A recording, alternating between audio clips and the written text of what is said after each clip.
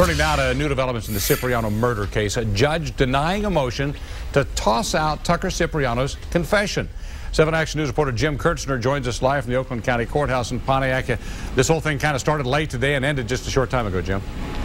It did, Stephen, and the height of this case, we got to hear from this young 19-year-old Tucker Cipriano, who is charged with killing his own father and critically injuring his mother and younger brother. He took the stand to tell this judge, Judge Shalina Kumar, that he was under the influence and he didn't have a proper state of mind when he chose to waive his Miranda rights. When he talked with police just hours after this family attack, she was not convinced with what she heard from this soft-spoken young man from the witness stand.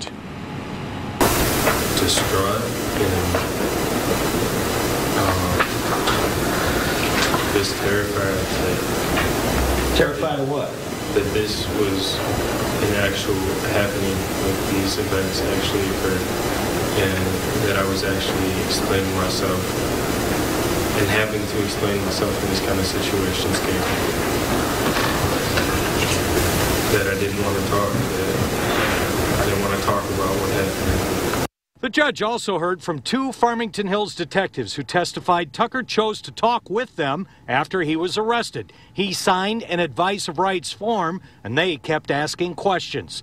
This was just hours after his father, Bob Cipriano, was beaten to death in the kitchen of the family home. His mother, Rose, and younger brother, Sal, also beaten, but survived. Tucker and co-defendant Mitchell Young, who also confessed, had both been kicked out of their homes and were living on the fly.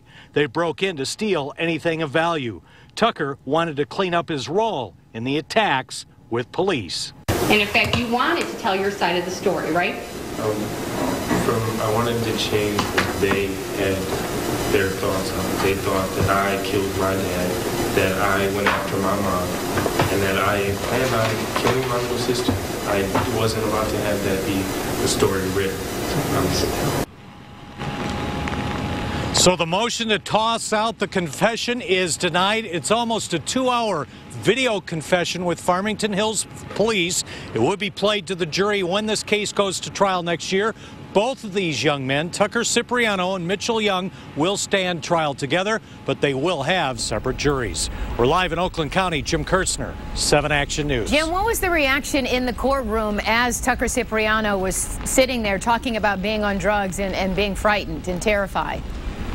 It was very interesting to hear from this first man. This is the first time we've heard him speak publicly. Of course, he has spoken with the police. He was very soft-spoken.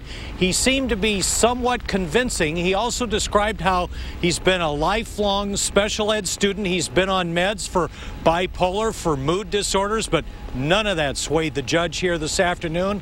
That's what was most important.